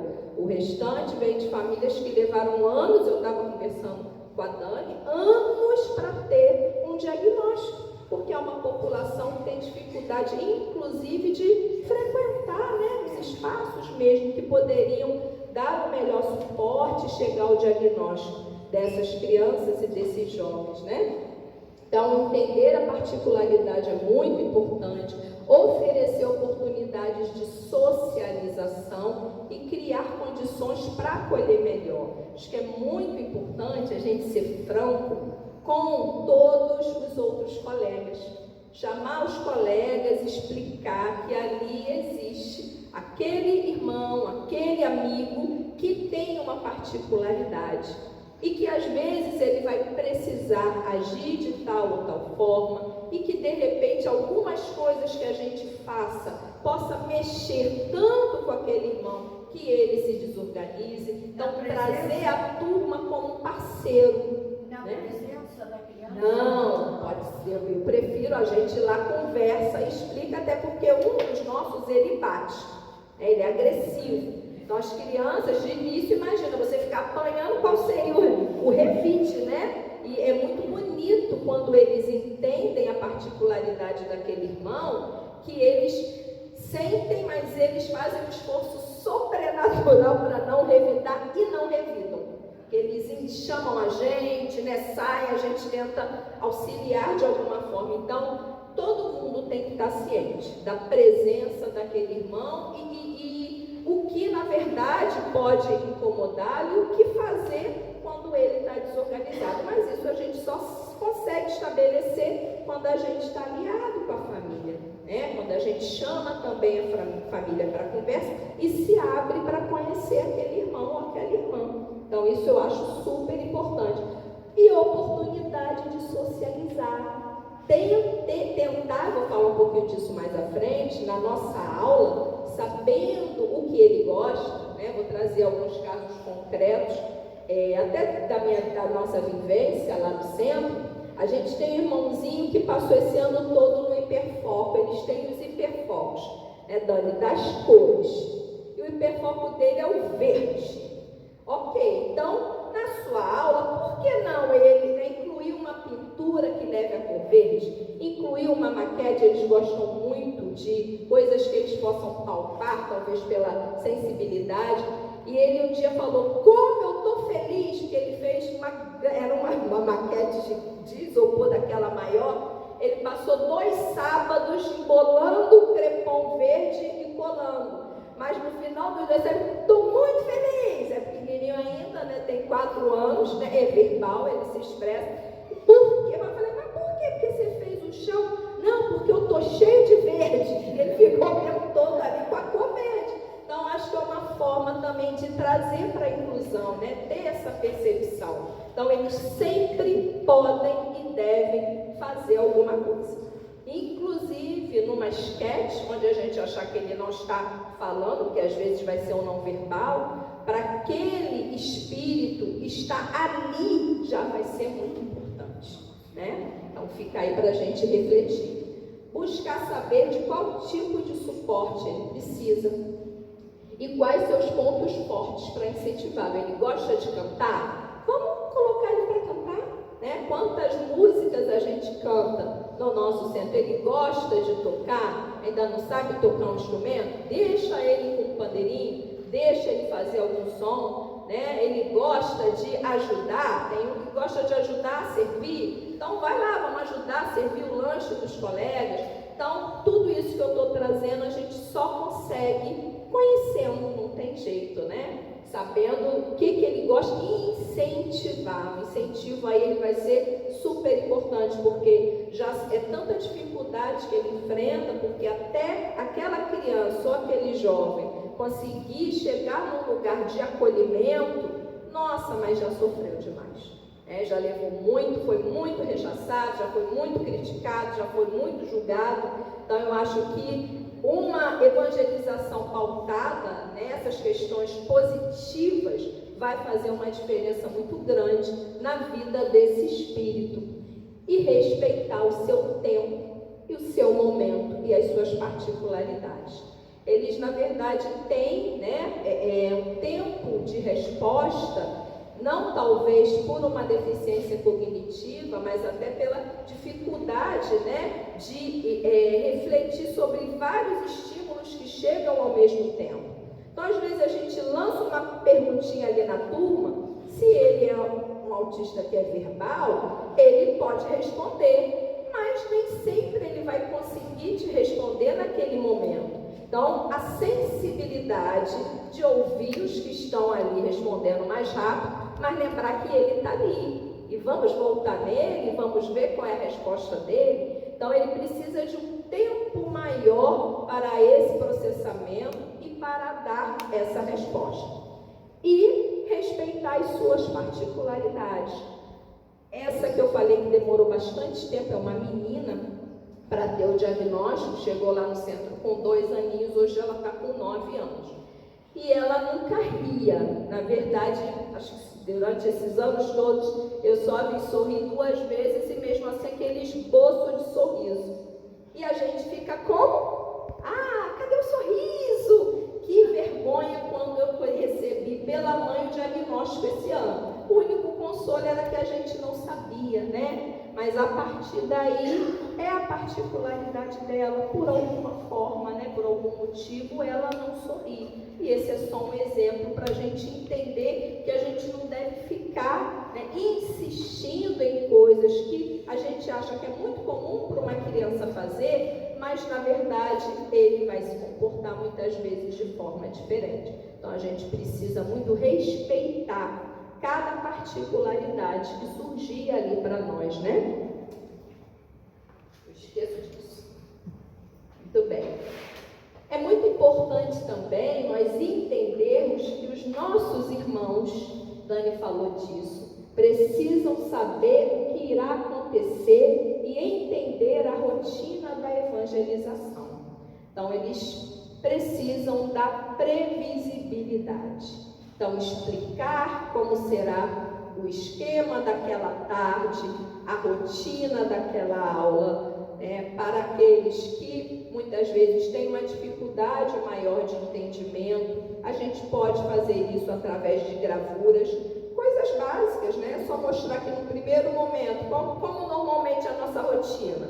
Normalmente, primeiro a gente faz uma integração, então a gente canta, vou trazer daqui a pouco um exemplo de quadro de rotina, de como a gente pode expor esse desenho. Depois a gente faz uma prece, depois a gente vai para a aula e expor isso em algum local e explicar para eles o que irá acontecer. Fala, meu bem. Essa coisa da rotina que você falou é impressionante e a gente nunca deve minimizar a inteligência de ninguém, muito menos de uma criança autista. Nós temos uma rotina na evangelização que é a abertura da prece, do passe com eles. E o nosso irmãozinho que chegou com o espectro autista, nunca tinha frequentado, então ele já sabe, parece que ele tem um relógio interno. Eu fico impressionada, porque a gente faz a prece, faz a abertura com passe, começa a aulinha, tem um horáriozinho do lanche, 15 minutos, e tem um horáriozinho de sair para a sala para brincar na área para fazer qualquer coisa. Ele parece que tem um relógio que avisa. Tia, está na hora do lanche. Aí quando você vai olhar, quando falta 2 minutos, né, para ir para a área de lazer, ele fala, já está na hora de sair da sala. Então eu fico assim. Ele é o seu timer. E ele sabe, parece que ele conta, tem assim, já na cabeça dele, acho que já está gravado esse. É muito interessante, é porque para ele é muito importante. Então, assim como ele assume para ele, né, ele consegue também dividir. São coisas que a gente às vezes não percebe. Não, nem percebe. Né? E é tão importante essa rotina que a gente tem que tomar muito cuidado quando precisar quebrar essa rotina. Que às vezes a gente precisa quebrar a rotina. De preferência, esclarecer antes para ele que essa rotina será quebrada, que hoje, particularmente, depois, né, do lanche, não vai ter o passe, porque não tem X suficiente, que não vai poder, então, tudo tem que ser muito bem conversado, acordado, explicado, porque aquilo que para a gente parece muito comum, né, porque para a criança que é normotivo, que a gente só anuncia, olha, hoje não vai poder ter passe. Para ele isso já será um motivo talvez de desorganização. E aí é muito sofrido, né? Quem convive, quem tem oportunidade de assistir, né, as crises. Então, o quanto a gente puder minimizar, nem sempre a gente vai conseguir não conviver com elas, porque faz parte também, né, do dia a dia deles, mas o quanto a gente puder, de alguma forma, minimizar a chance da desorganização, por coisas que para nós são simples, a gente, né, o ideal é que a gente possa, de fato, fazer.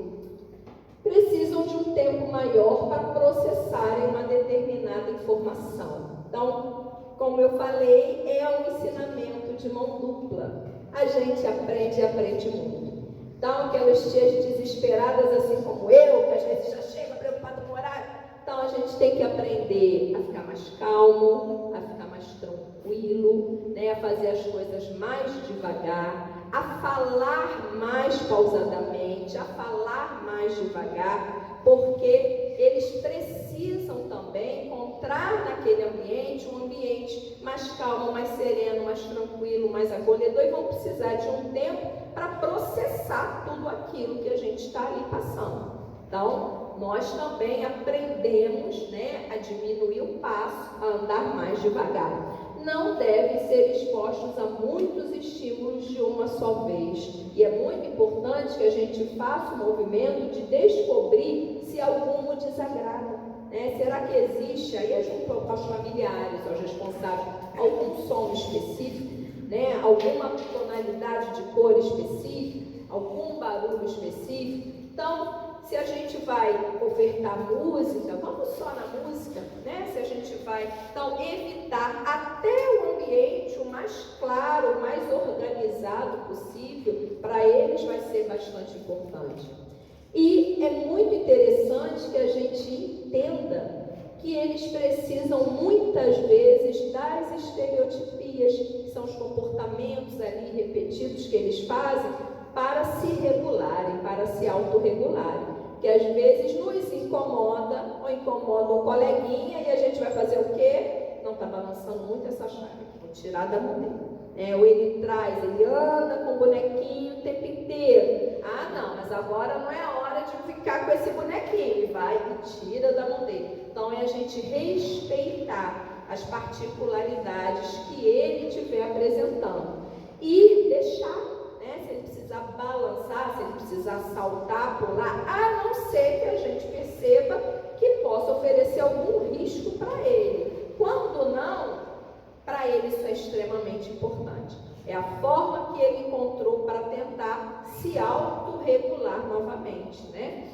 Costumam gostar de atividades que sejam criativas e artísticas, que a gente possa trazer mais arte para as nossas evangelizações nesse nosso desafio, processo de inclusão. Já trazemos muitas, é isso, mas que a gente incremente cada vez mais. Então, a música é muito importante, né? Participar da esquete, como eu falei, mesmo que ele esteja ali paradinho, para que eles que não se expressam pela fala, montagem, materiais que sejam montagem de maquetes, eles gostam muito de trabalhos manuais, ou que a gente possa utilizar bastante desses recursos, que vai ser uma forma melhor de incluir e acolher esses nossos irmãos. Érica, fala, querido. A Marluz comentou comigo numa oportunidade que ele elegeu uma para ele se dar bem.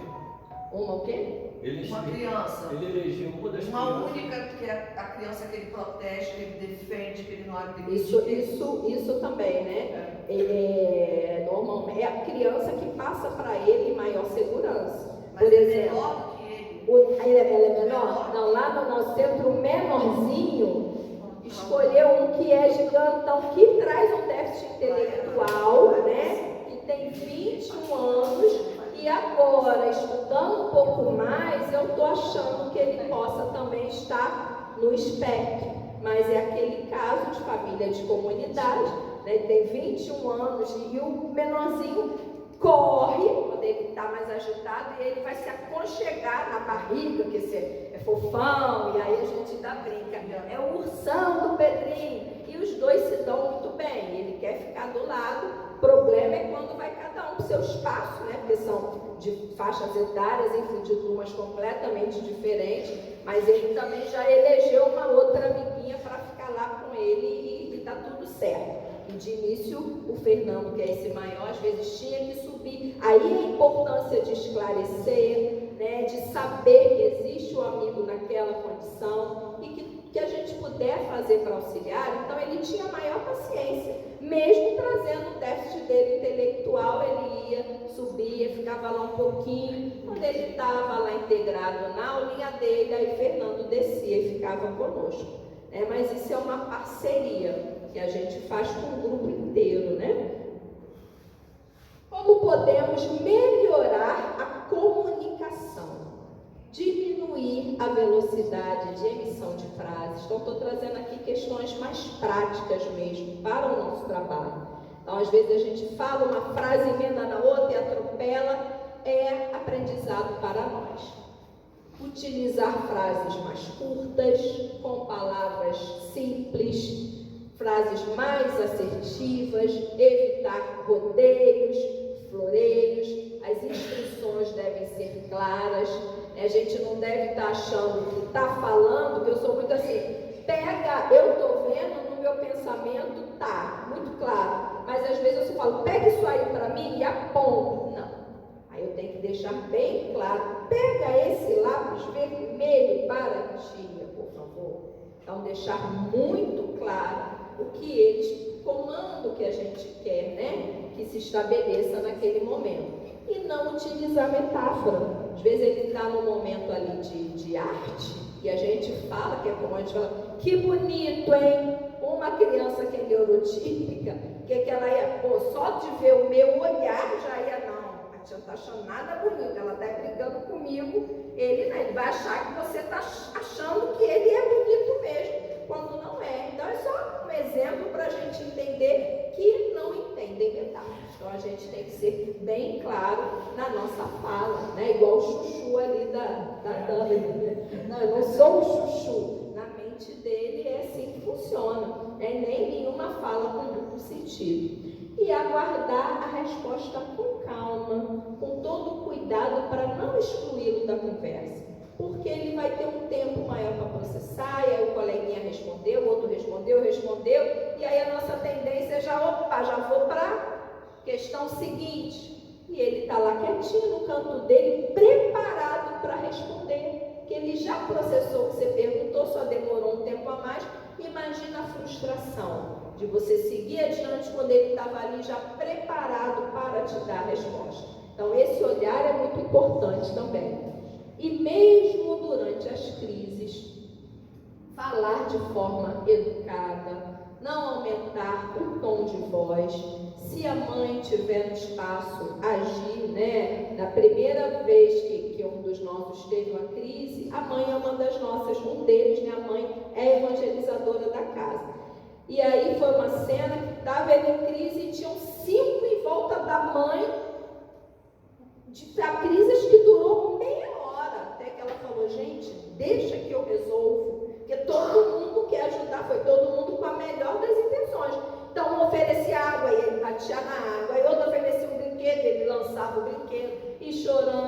plateia esperneando. Então agora a gente já aprendeu que ela vai intervir e a gente faz exatamente isso. Você quer alguma ajuda, né? Eu posso ajudar de alguma forma? Então a gente também saber como lidar e tentar evitar criar aquele ambiente que vai acentuar mais, né, a crise que ele estiver tendo naquele momento.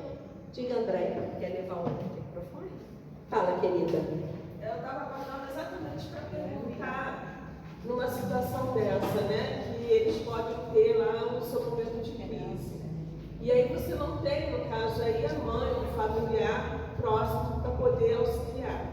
Então, qual seria a postura da evangelizadora no momento desse? Para poder... Então, é manter a calma, manter a tranquilidade, né? Baixar perto, se for uma crise, por exemplo, deitado no chão, né? Começar a acalmar ele, ver o que ele está precisando e, muitas vezes, a crise é uma forma que ele está buscando para se reorganizar. Então, a batida ali, o movimento, né, é uma forma que às vezes ele está buscando para ele se reorganizar. Então, em algum momento vai parar. Você só vai intervir mais fisicamente quando, de fato, estava no slide anterior, oferecer algum risco, claro, aí não tem jeito, a gente vai ter que intervir, né? Depois eu vou mostrar no slide seguinte, quando a nossa casa tiver condição de fazer isso, o ideal é que a gente tenha um cantinho, que a Beth chama de cantinho da paz, eu achei na internet como cantinho da calma, com almofadas, né? Um local onde, na verdade, ele vai estar resguardado, porque bater numa parede, bater no chão, aí é mais complicado. E é muito interessante que nas escolas que tem, eu até sou professora de nível superior e na universidade que eu leciono, a gente tem muitos autistas e eles vão para esses locais, né, já sabem que eles, e ali eles se sentem mais aconchegados.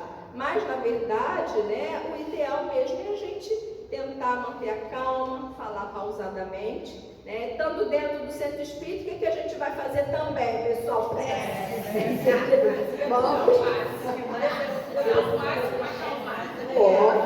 Eu teria mais uma perguntinha antes de passar aqui para a Cida, por favor. Ela sinalizou uma situação que eu também estava pensando, porque nós temos que ter atividades que incluem, e ele vai ter algumas restrições dependendo da situação dele, mas porventura, assim, uma situação dessa, a hora da prece, que normalmente você pede, né, para cada um fazer em determinado momento, e se ele achar que tem que ser só um, ou seja, se tiver uma atividade que você achar que é necessária para todos, mas ele está com uma restrição, qual que também é a nossa postura numa Então, o ideal é que você pense numa atividade em que ele possa estar nela fazendo alguma coisa, né? Alguma coisa, nem que seja segurando alguma coisa, ele tem que estar ali incluído fazendo. Porque às vezes, e a gente, é muito interessante essa sua pergunta, que a gente volta na questão do espírito, né? Externamente, ele pode não estar dando tantas respostas como as outras crianças normotípicas e a gente achar que ele também não está aprendendo tanta coisa assim, né? Eu vou falar sobre isso um pouquinho depois, mas só de estar naquele espaço, né, e passar o tempo inteiro de aula ali presente para aquele espírito já é um ganho e ele já está aprendendo bastante coisa só da fala que está circulando ali. Mas o ideal é que a gente possa, de fato, fazer atividades que, de alguma forma, ele seja incluído. É muito interessante que a gente também não tenha, é difícil a gente ter, né? Mas às vezes a casa é pequena, evangelização com uma só pessoa, um só evangelizador. Que a gente trabalhe em duplas ou trabalhe em trios, por quê? No momento de uma atividade, você também, às vezes, quer contemplar a turma com uma atividade. O outro evangelizador que está ali, de dupla, ele vai, fica com ele e faça alguma coisa que ele goste. Isso também é um recurso interessante que às vezes a gente utiliza lá na nossa casa. Então, a gente trabalha em duplas ou em trios. Então, poxa, essa atividade, né, ele não vai poder participar ou ela, porque às vezes nem é de interesse. Então, você já traz algo que ele possa estar fazendo naquele momento.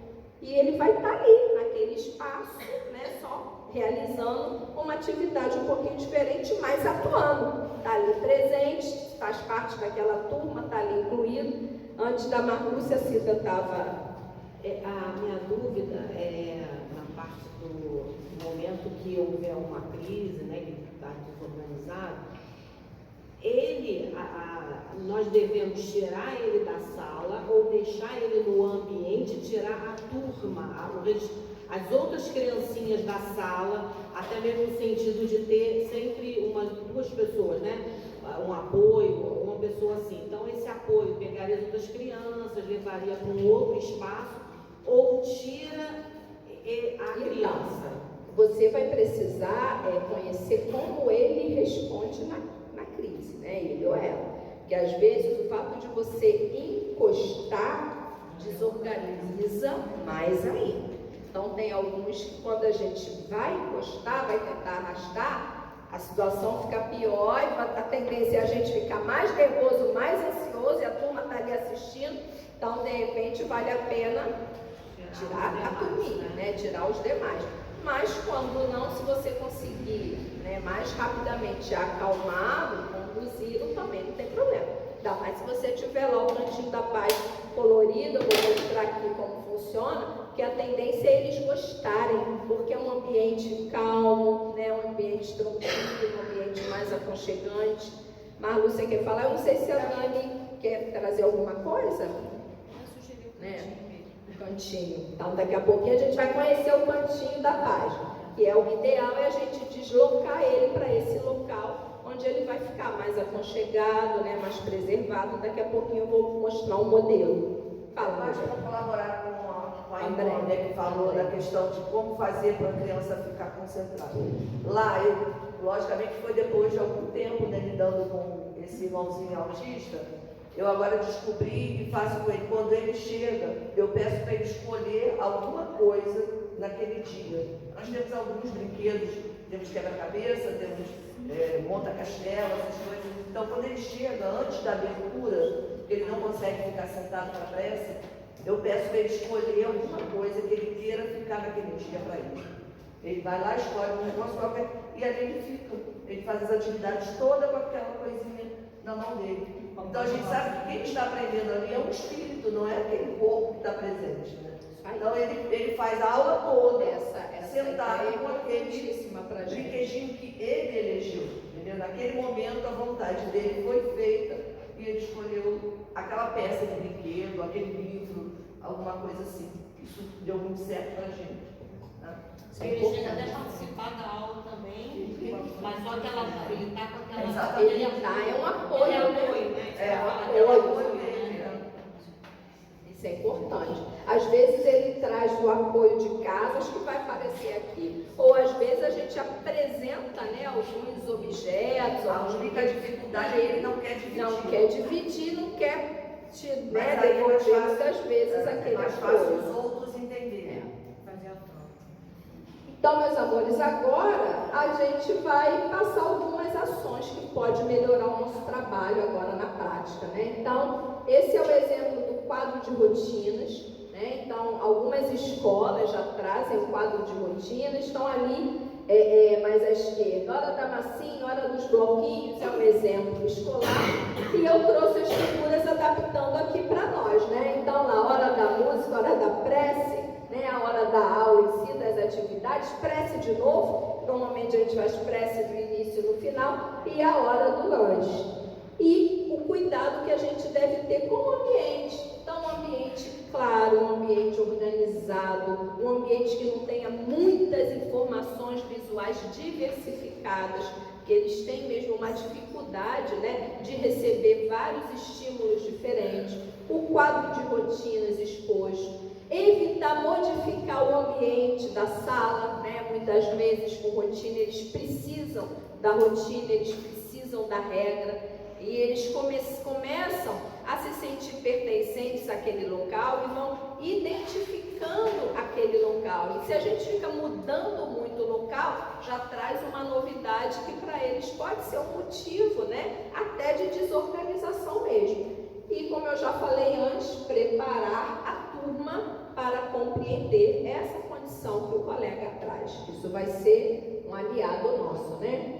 Auxiliá-la a estabelecer uma relação com os tios e tias. A gente precisa criar um vínculo afetivo com os amiguinhos e também com os objetos. Como a Marlúcia adiantou, é extremamente importante, pode ser um recurso, um apoio nosso, né? Esse vínculo com alguns objetos, deixar manipular, deixar que ele eleja um, deixar que ele escolha, porque às vezes é o objeto que vai manter ele ali tranquilo, seguro, o tempo todo ali da aula que a gente precisar. E investir em aulas com atividades interativas que permitam a vivência de experiência. Eles gostam muito de texturas, tem essa parte sensorial. Então, maquetes, picar papel, né? E descobrir as habilidades. A gente tem um nosso lá que é muito interessante, que ele chegou na evangelização, engraçado que ele vinha antes da pandemia, muito pequenininho, teve o diagnóstico durante a pandemia, ou seja, a gente, quando o conheceu, achava que ele era normotípico, e agora, quando a mãe viu, o centro está aberto, que a gente abriu ano passado, aí quando veio com ele já chegou. Ô tia, eu sou autista, então ele já sabe, já se resolve, né? Já chegou com o crachazinho dele, bonitinho, então ele desenha extremamente bem. Então, ele é o nosso desenhista, ele tem o maior prazer em participar. Então, tudo que a gente quer, às vezes a gente faz até cartazes para, né? Agora eu falei, não vou mais ficar usando impressão, não. Vai desenhar para a gente. Quem é que chega mais cedo e desenha coisas até para nossa divulgação? E assim eles se sentem pertencentes àquele local. E buscar estar perto, né? Uma forma de mantê-los seguros é 1, 2 evangelizadores que estiver ali, ou às vezes um coleguinha que seja mais compreensivo, passar para ele essa segurança, mostrando que está ali perto, né? Precisando de um apoio, tem alguém ali ao lado dele. Usar recursos variados, de preferência manuais ou visuais, não na mesma aula, né? Na verdade, a gente fazer um troca-troca aí de recursos e repetir situações de aprendizagem. Eles precisam e gostam dessa repetição, para que eles possam ir se familiarizando. Então, às vezes, vou gostar de cantar a mesma música o ano inteiro. A gente inclui outras músicas, mas vamos cantar aquela também, né? Não tem nenhum problema. E não criar alterações desnecessárias. Ontem o nosso deu uma crise e a gente ficou chateado porque foi uma situação desnecessária. A gente, para o lanche, né? Uma companheira da casa levou pastel de carne. E aí ele começou a comer o pastel quando ele achou que era mais divertido abrir um pastel e ficar tirando a carne. E ficou ali mexendo na carne. Aí uma outra, tá sujando. Depois a gente limpa. É a situação ali desnecessária. O que foi fazer quando ele pediu o outro pastel, né? Pegou, mas ficou ali do lado. Aí quando ele foi tentar tirar a carne, porque o que ele queria era brincar de tirar a carne. E ali não pôde deixar, mas foi uma crise daquelas. E às vezes era só, depois ele deixava tirar um pouquinho de carne, ele comia um pouco, ele também estava comendo, e a gente contornava aquela situação. Então, tanto no ambiente quanto na rotina, né, do Evangelizando Autista. Sempre tentando manter essa questão da previsibilidade e da tranquilidade. E aqui a gente apresenta um exemplo, né, de Cantinho da Paz. Então, gostam muito de almofadas. É muito interessante a gente ver com os responsáveis, mas a maioria se organiza no abraço. Não sei se Dani vê isso também. Gostam dessa questão, né, de se sentirem acolhidos. Então, as almofadas, os puffs são muito bem-vindos, né? Um cantinho acolhedor. Na hora de uma crise, se ele já sabe que existe, né, no centro esse espaço, fica mais fácil conduzi-lo, porque normalmente é um espaço que eles gostam de conviver, né? Complementando, se no espaço não tiver um cantinho como esse, tem as caixinhas sensoriais, que podem ser caixinhas com material sensorial, aquelas minhoquinhas, ou uma geleca, a moela, a massinha. Então a criança pode ter uma caixinha que é fácil transportar e ela recorre àquilo. Então, se não tem um cantinho completo, que seria o ideal, a caixinha é bem bacana, uma sacolinha Caixinha de emergência, até a gente quer uma, até a gente quer, né? Então, excelente contribuição. Então, para nós, né, já irmos fechando em função do nosso horário, quanto maior o nível de comprometimento no autismo, mais dificuldade de compreensão. Muitas vezes, seu evangelizando vai somente colorir e no seu ritmo. Outras vezes, só irá conseguir colaborar com os colegas em tarefas mínimas, ou ainda nos casos mais graves, se conseguir permanecer o tempo todo no ambiente, ainda que de forma passiva, lembremos que espiritualmente estará sendo atendido e aprendendo, porque muitas vezes a angústia e a ansiedade é nossa, né? E a gente passa para eles. Então é entender que em qualquer condição, o fato dele estar ali já é algo que melhor a gente possa, né, pode oferecer e já estará sendo beneficiado. Então vão existir casos que a gente de fato não vai ter muito recurso, né? Existem os casos de nível 3, os não verbais, mas dele estar ali, dele estar naquele ambiente, a gente lembrar sempre que existe um espírito em ebulição naquele corpo, né? Um processo de aprendizado ali. E para a gente fechar, em nome de todo o 17º seu, né, o que nós desejamos para todos nós é que os nossos centros espíritas sejam espaços que acolhem, esclarecem e iluminam as almas. E que famílias que vivenciam a experiência do autismo sejam sempre recebidas por mãos amigas e com muito amor. Da nossa reflexão. Obrigada.